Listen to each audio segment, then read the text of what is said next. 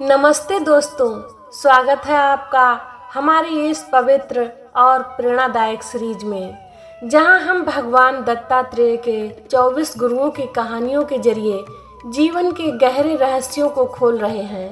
तो प्यारे दोस्तों, इस कहानी को आधा नहीं छोड़ना, इसे पूरा सुनना चाहिए, क्योंकि इसके हर शब्द में छिपा है आपके दुख संकटों को दूर करने का राज और आपके मन को शांति देने का मंत्र।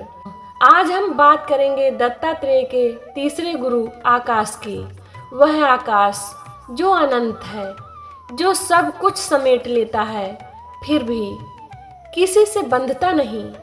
तो तैयार हो जाइए, क्योंकि यह कहानी आपके मन को अनंत ऊंचाइयों की ओर ले जाएगी और आपके जीवन को नई रोशनी देगी।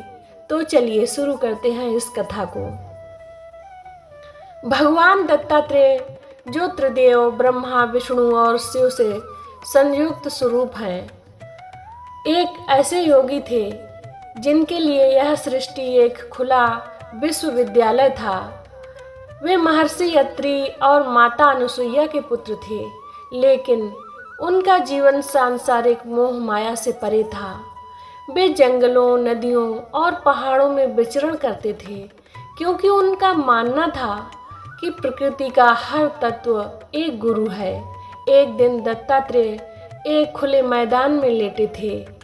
ऊपर अनंत नीला आकाश फैला था, सूरज चमक रहा था, बादल तैर रहे थे और पक्षी आजादी से उड़ रहे थे। दत्तात्रेय की नज़र उस आकाश पर टिक गई। उन्होंने सोचा, यह आकाश कितना विशाल है, कितना शांत, कितना शुद्ध। इसमें ऐसा क्या है जो इसे इतना अनोखा बनाता है? तो दत्तात्रेय ने आकाश को गौर से देखा। उन्होंने देखा कि आकाश अनंत है, उसकी कोई सीमा नहीं।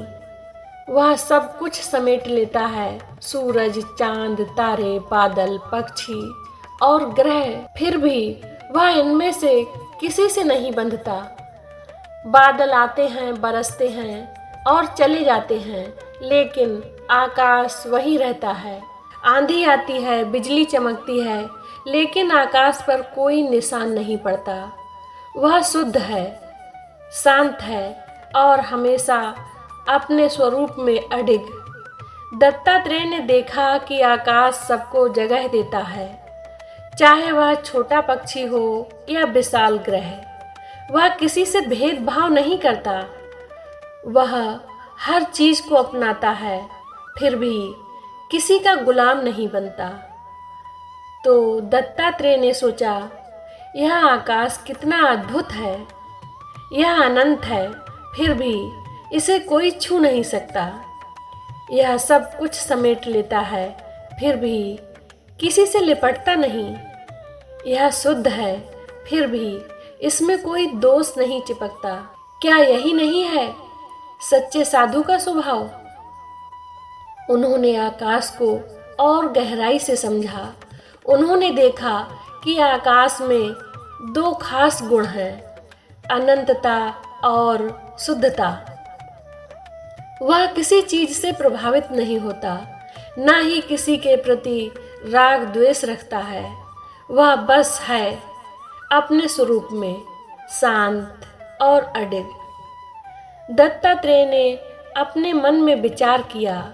उन्होंने सोचा, आकाश मुझे सिखा रहा है कि सच्चा जीवन वही है जो अनंत और शुद्ध हो। हमारा मन छोटी छोटी बातों में उलझ जाता है, किसी का अपमान, किसी की प्रशंसा, सुख दुख, लाभ हानि। लेकिन आकाश की तरह हमें अपने मन को इतना बड़ा करना है कि ये सारी चीज़ें उसमें समा जाएं, फिर भी वह अप्रभावित रहे।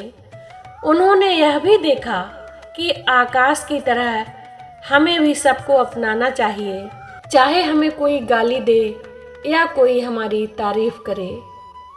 हमें दोनों को समान रूप से स्वीकार करना चाहिए, बिना उनसे प्रभावित हुए। जैसे आकाश में बादल आते जाते हैं, वैसे ही जीवन में सुख दुख आते जाते हैं। हमें इनसे बंधना नहीं है, बल्कि अपने स्वरूप में स्थिर रहना है। दत्तात्रेय ने समझा कि आकाश का सबसे बड़ा गुण है उसकी निष्पक्षता। वह किसी से भेदभाव नहीं करता और यही सच्चे साधु का लक्षण है। दोस्तों, जरा अपने जीवन पर गौर कीजिए। हम कितनी जल्दी छोटी छोटी बातों में उलझ जाते हैं। कोई हमें कुछ कह दे तो हमारा मन अशांत हो जाता है। कोई हमें छोड़ दे तो हम टूट जाते हैं। लेकिन आकाश हमें सिखाता है कि हमें अपने मन को इतना बड़ा करना है कि वह हर चीज को संभाले, फिर भी शुद्ध और शांत रहे। मान लीजिए ऑफिस में कोई आपकी बुराई करता है, आप गुस्सा हो सकते हो, लेकिन आकाश की तरह उसे छोड़ दीजिए। वह बुराई आपके लिए नहीं है। या अगर कोई आपकी तारीफ करता है तो उसमें भी मत फंसिए। आकाश की तरह अपने स्वरूप में रहिए, शुद्ध, शांत और अनंत। और सबसे बड़ी बात, आकाश हमें सिखाता है कि हमें सबके लिए जगह बनानी है, चाहे कोई दोस्त हो, दुश्मन हो या अनजान व्यक्ति। हमें सबको अपने मन में स्वीकार करना है, बिना भेदभाव के। जैसे आकाश हर चीज को जगह देता है, वैसे ही हमें भी अपने मन को उदार बनाना चाहिए। यही वह रास्ता है जो हमारे जीवन के सारे दुख संकटों को दूर कर सकता है और हमें सच्ची शांति दे सकता है। तो दोस्तों, आइए कुछ प्रेरणादायक विचारों को भी सुनते हैं। भगवान दत्तात्रेय कहते हैं कि आकाश हमें सिखाता है कि हमारी आत्मा अनंत है, शुद्ध है और किसी भी सांसारिक बंधन से परे है। हमें अपने मन को आकाश की तरह बनाना है, जो सब कुछ समेट ले, फिर भी किसी से बंधे नहीं, जो हर चीज को अपनाए, फिर भी अपने स्वरूप में अडिग रहे। यह अनंतता और शुद्धता ही वह मंत्र है जो हमें जीवन के हर दुख से मुक्ति दिला सकता है। जैसे आकाश कभी दूषित नहीं होता, वैसे ही हमें भी अपने मन को हर नकारात्मकता से मुक्त रखना है। यही सच्ची आध्यात्मिकता है, यही सच्चा जीवन है। दत्तात्रेय ने उस आकाश को अपना तीसरा गुरु बनाया। उन्होंने उससे सीखा कि सच्चा साधु वही है जो अपने मन को अनंत और शुद्ध रखे, जो हर परिस्थिति में शांत रहे और जो सबको बिना भेदभाव के अपनाए। उस दिन उन्होंने उस खुले मैदान में आकाश को प्रणाम किया और अपने मन में कृतज्ञता भरी। वे समझ गए कि प्रकृति का हर तत्व हमें कुछ न कुछ सिखाने को तैयार है, अगर हम उसे खुले मन और गहरी नज़र से देखें। और फिर वे आगे बढ़ गए अपनी अगली सीख की तलाश में।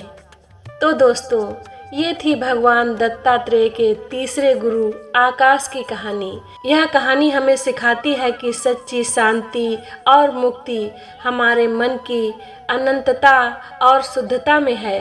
अगर आप इस कहानी से प्रेरित हुए हैं तो इसे अपने दोस्तों और परिवार के साथ शेयर जरूर करें। हो सकता है यह कहानी उनके जीवन में भी शांति और प्रेरणा लाए। और हाँ, अगर आपको यह कथा पसंद आई हो तो लाइक करें, कमेंट में अपनी राय जरूर बताएं और हमारे चैनल को सब्सक्राइब कर लें। बेल आइकन जरूर दबाएं ताकि आपको अगली कहानी की सूचना तुरंत मिले। दोस्तों, आकाश की यह कहानी तो बस एक कदम था भगवान दत्तात्रेय की गहरी शिक्षाओं की ओर।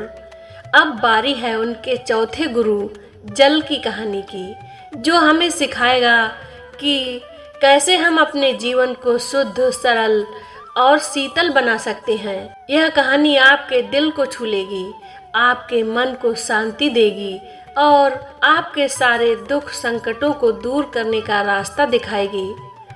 तो दोस्तों, इसे आधा नहीं छोड़ना, इसे भी पूरा ही सुनना, क्योंकि इसके हर शब्द में छिपा है जीवन का अनमोल रत्न। चलिए मिलते हैं जल की पवित्र कहानी में, जो आपके जीवन को एक नई शीतलता देगी। तो प्रेम से बोलिए, जय हो भगवान दत्तात्रेय की।